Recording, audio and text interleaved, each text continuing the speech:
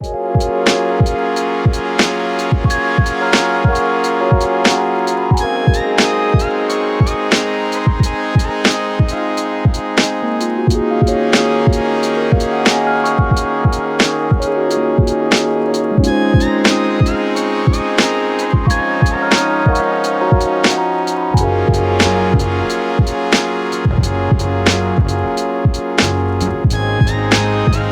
your girl, Young Oprah, and of course, we are here at the book launch for Miss Juliet Ibrahim. And thank you so much for joining us. My pleasure, my pleasure. It was a great evening. Okay, so how do you feel being here today? I feel a bit inspired to see an African woman tell her story the way she envisioned to tell it, and we're here to support her. Okay, so what is your connection to Miss Juliet? Well, I actually have the privilege of working with her, and this book project has been one of the tasks that I've been working on.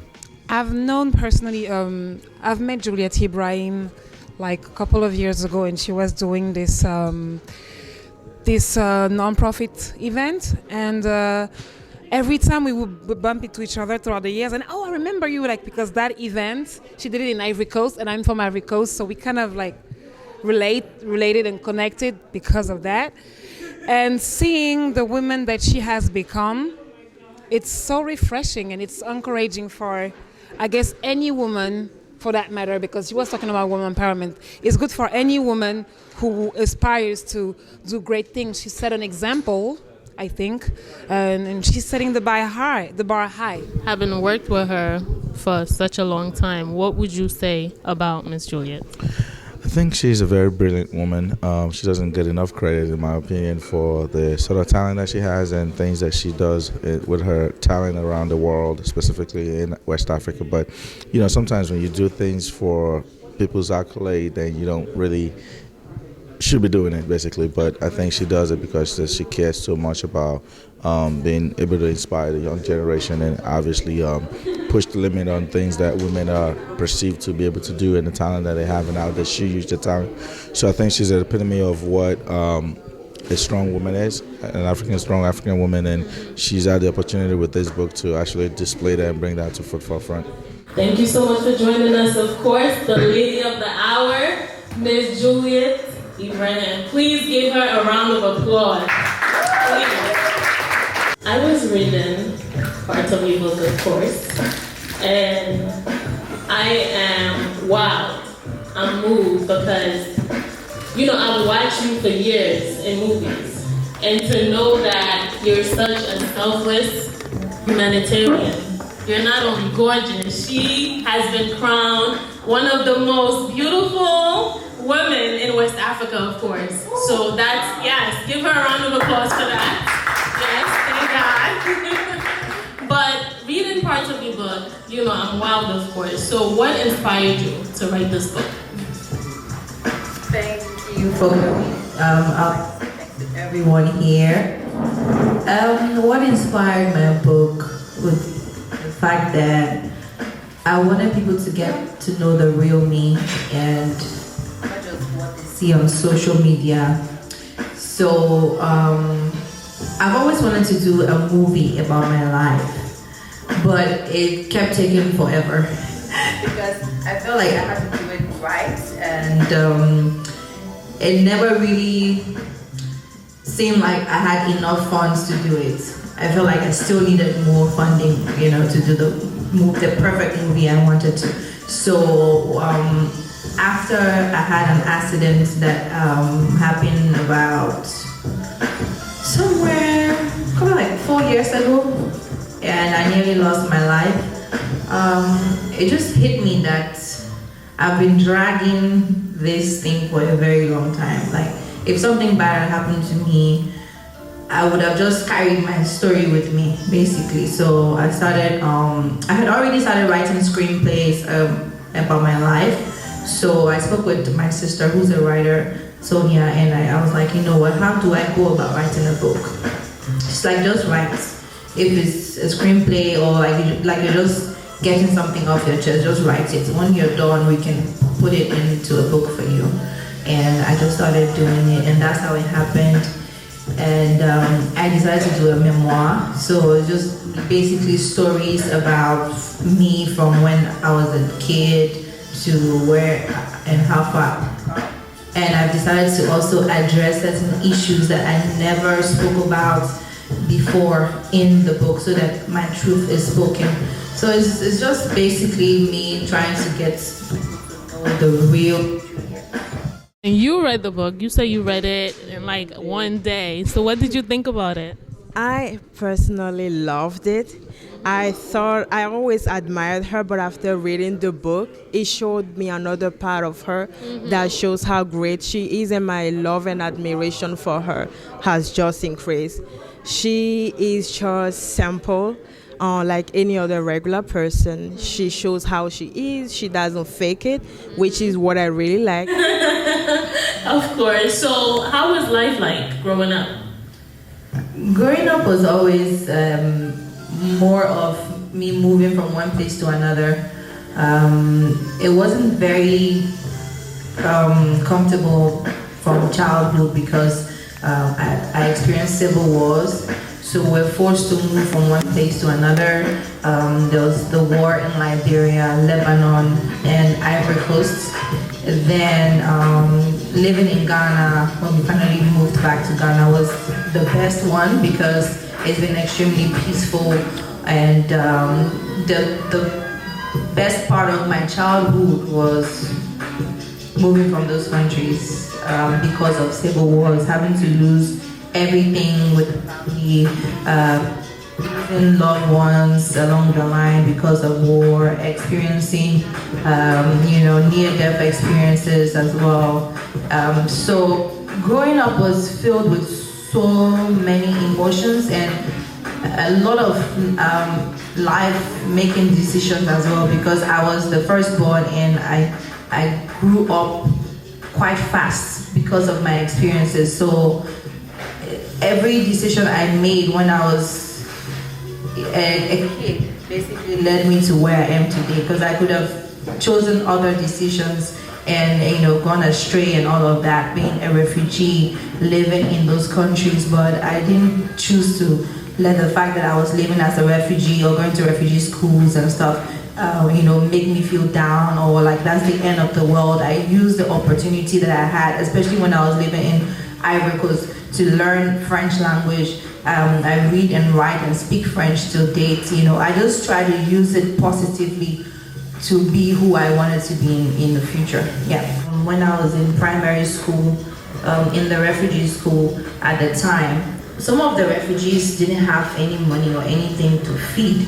So I'll usually take money from my dad, like if you give me my break money, when it's break time, I won't eat and I would just like buy food for friends and people in class and stuff like that. So I started helping people at a very young age, and I even started doing businesses at a very young age, because I would take my money and tell him, okay, I want to buy a pack of candy today.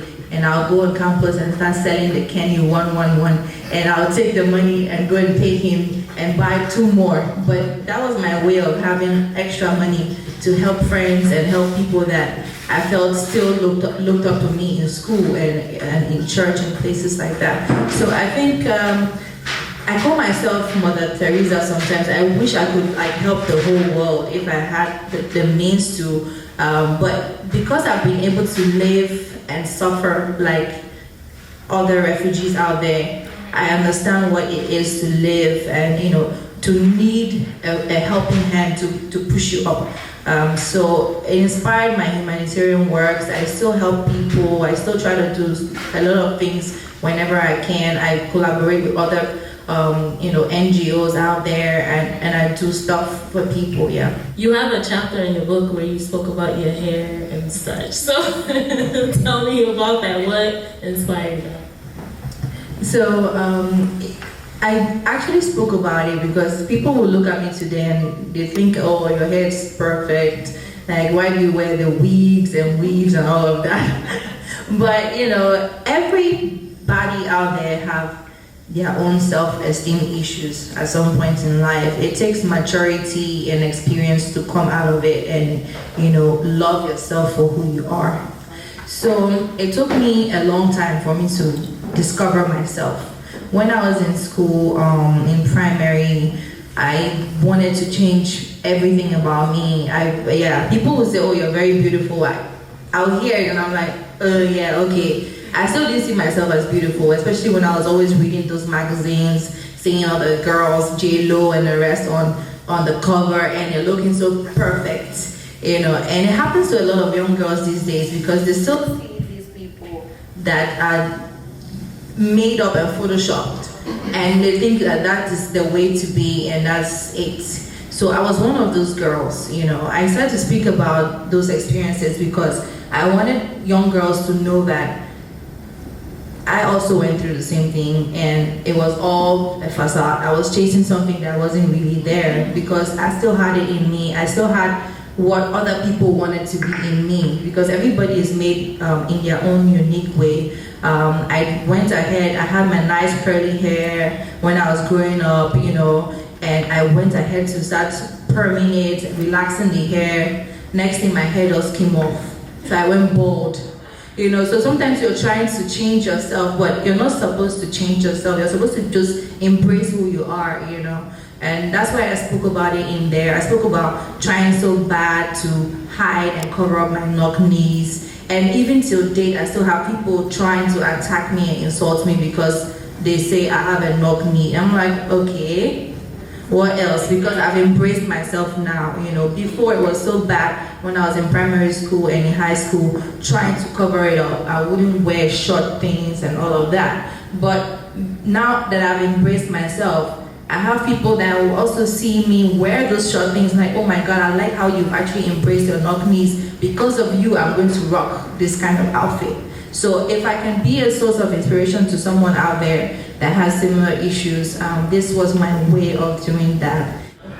So now you got your break modeling. So tell me, what was the journey like? So I grew up wanting to be a superstar. I wanted to be on TV at all costs or like on stage doing something. I didn't know what it would be, but I knew that when I was watching the Bollywood movies with my parents, I saw myself doing whatever it was that Bollywood people were doing. So I used to dress up in my mom's clothes and be singing Sonita, Sonita, and all the songs. But that was just me. I wanted to be popular. I wanted to be a superstar. So my parents encouraged me a lot. I know it's something that most parents don't these days because of, you know, the fear of the entertainment world. They'll be like, you know, it still happens. If one wants to be a photographer, wants to be a blogger, what is that? But people are being made out of those works of life. So at least things have evolved now. But back then, it was weird. Like my parents were still supportive of me. And some people will be like, okay, let her just be going to school and find something else that she'll do, you know. But she can do that on the side. So I joined the choir. I was singing from there because I wanted to be a musician when I grew up. I wanted to be a supermodel when I grew up. Acting, I didn't see myself doing because I was very shy. I didn't see myself being an actor. Then, right after I won a beauty pageant in 2004, I was on stage and they crowned me. Someone came up to me and he's like, we have an audition for a movie role that I think will suit you. So I would like to invite you. And I was like, okay. So I went for the audition. 2 days after, I got a lead role in my first movie called Crime to Christ. And that was how my journey in movies started. So modeling was something I just used to do to pass time and make money to feed myself and, you know, pay for school fees and things like that when I started. It wasn't really what I wanted to do because I really wanted to be a musician, to be on stage. But the modeling, I managed, but doing modeling led me to acting at the end of the day, yeah. How would you say fame is treating you right now? You say you always wanted to be famous. How do you feel? That's a very good question. If someone told me that being famous is going to mean lack of privacy and lack of everything that an ordinary person has, I probably would have gone for my lawyer work that I wanted to do that time. So it's not easy being famous. It's not easy. You have to keep up appearances a lot. And even though I'm somebody who tries not to do all of that, I'm a very simple person. I still do what I have to do. I live my life not succumbing to the pressures of the whole fame world. But there are people out there who follow the trend and I have to. For me, I just live like a normal person because I just don't want to bow for the pressure that comes with being famous. I can't deal with that. I can't deal with the fakeness, with the fake life and all the paparazzis. We're a bit lucky back home. We don't have cameras chasing us everywhere we go, so the privacy thing, we still have a little bit of privacy there. You get to tell or put out in the public what you want to put out. Unlike Hollywood, that they really don't have privacy. When they're out in a restaurant, somebody will definitely see them and send it out, For us, it's a bit okay, but you can still be a normal human being at the same time. If you choose to be, you can still be, yeah. It's just that it's tough, like having the kids, the family members, they'll automatically still come out in the spotlight because you are in the spotlight. So those things cannot be easily controlled. A young, Juliet or something, what advice would you give them who aspire to be famous? My advice would be know what you want to do. Most young girls or guys that want to become famous probably just want to be famous because they feel like celebrities are making it. There's money in there, so yeah, that's where I need to go, and they don't really study the showbiz part of things because you can be famous overnight, but what do you do after? Most people don't think about what happens afterwards. That's why you see them getting carried away. And those kind of fame will just die down after like a month or two, and you'll be asking, but where is that person? Those kind of ones, yeah. So if you know what you want to do, you have to study, you have to have a plan. So you have a plan and you come in, everything will happen according to plan. I love planning. Like I can have my next 3 months already planned out. And that's how I feel people need to do if you're in the entertainment industry. You need to plan. You have to have a vision. Where are you going to? Where do you want to see yourself? You don't just come in because you feel like, okay, that's where it's happening. Where do you want to see yourself? So you put yourself in that position to be who you want to be. You have to study your craft as well. If you don't want to be on screen, you want to be behind the scenes, you have to know what is lacking behind the scenes, what's lacking on screen and everything. You have to really study because it's a very deep industry. So that would be my advice to anyone who wants to come on board. Back to the book. David Mamadou was one of the people who, gave you accolades for the book. How does it feel to be recognized by people as such? It feels great because I've known Chief Dede for probably far back as when I was about 17 years old, 18 years old. Yeah, so he's one of those people that watched me grow over the years, because when I started modeling and everything, he used to always see me. He would always be at events for Ovation, magazine stuff, and special guests, and I'll be there. So he's someone that knew me. So when I told him about the book, he was like, wow, I'm so proud of you. Let me know, I'll do the forward and everything. And he was very excited about it.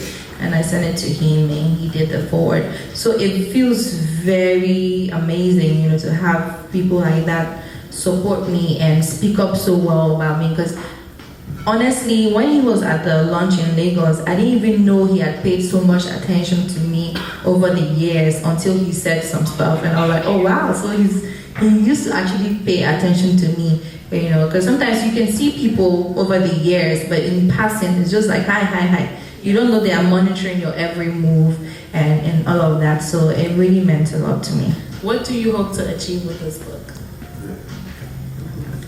If you read the book, it's filled with so many stories.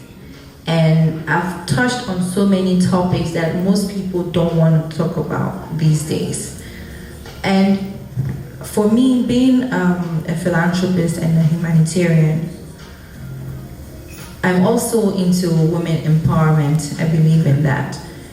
I decided to use the book to speak up for so many women that can't be able to speak, and use this medium to encourage women to also speak up.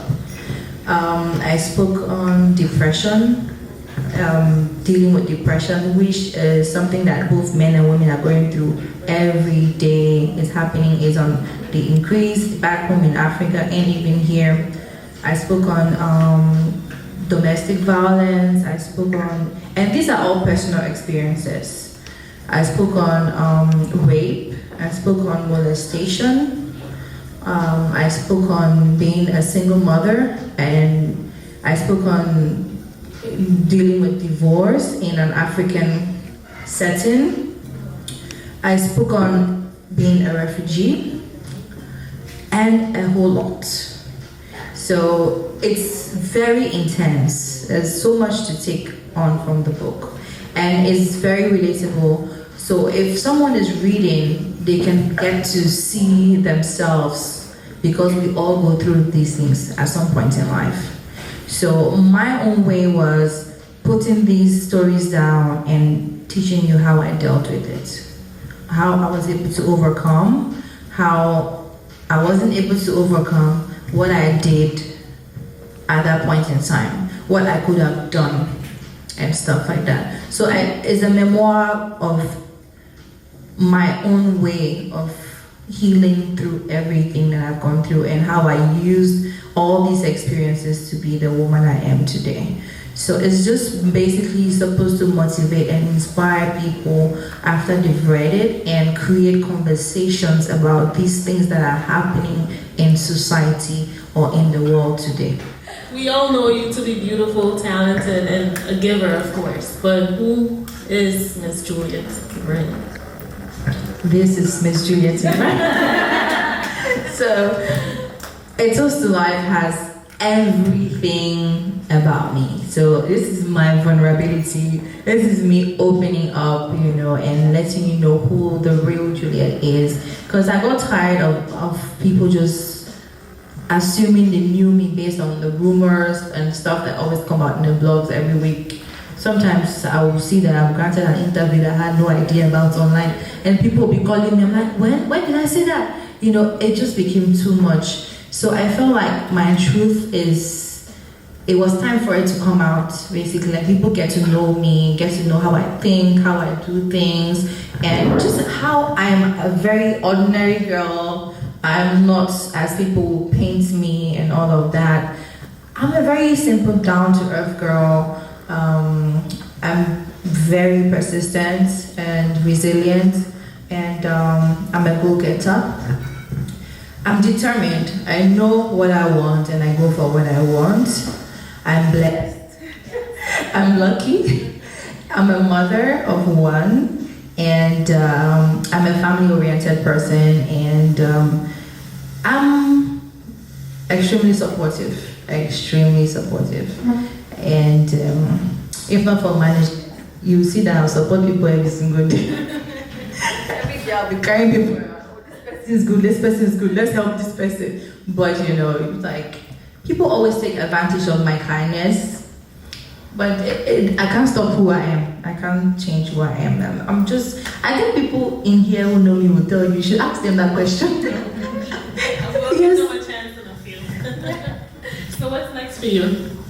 So what I intend to do next would be, I'm still touring with the book till sometime December, and next year I'm starting a talk show, and the inspiration was A Toast to Life book, because there's so many topics that I touched on, and I realized ever since I started touring with the book, so many people will walk up to me and they pour out things that even me, like, I'm shocked. I'm like, wow, there are women. I met someone, she's 64 years old.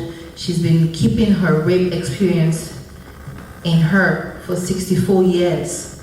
So it took me just 33 years to come out with mine. You can imagine how many more women have things that they've kept inside and they can't talk about, you know. So I want to be able to create a platform for people to sit down and talk with therapists, with professionals, and let's just talk about it. You know, get women in Africa talking, because it's easy for you guys out here. You have the Me Too movement and stuff like that, so people can talk. People are freely, you know, expressing. You have the law on your side as well, and all of that. I want to be able to start a movement back home in Africa, and I want to use my talk show to start that movement. So that next immediate thing for me next year. What did you take from this event? Well, for me, I think the need to speak out. I think, like she said, back in Africa, people often don't allow people to speak out, to share their experiences, especially on things that they see to be taboo. And her being able to open up about an uncle molesting her, I think it's just the beginning. And once you're able to sing that message in, that is important that people are given the voice to speak, it will be good for everybody. Unfortunately, most of the buzz around the book hasn't been on these core issues, more trivial around the divorce and all of that. But I think some of these issues should be highlighted as well. And I as agree. media, I think we have a job to do that. I agree. Thank you so much. Pleasure. I thought the event was fantastic. I think that it's amazing that she was able to put out essentially her entire life story into this book, to be vulnerable despite the stigmatization of rape, of like, you know, female culture, just woman expectation, you know, in this very like patriotic African, you know, dominating the field, and for her to like step out and kind of tell her story, I think it's fantastic, and I think it really demonstrates to her character her strength. And the food was bomb, and she was a great interviewer. I mean, it's fantastic. When she was doing the same event in Ghana, I was late.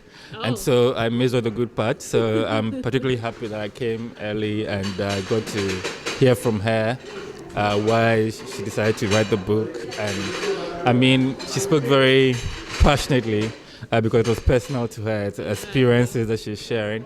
So I'm really excited that I captured that this time.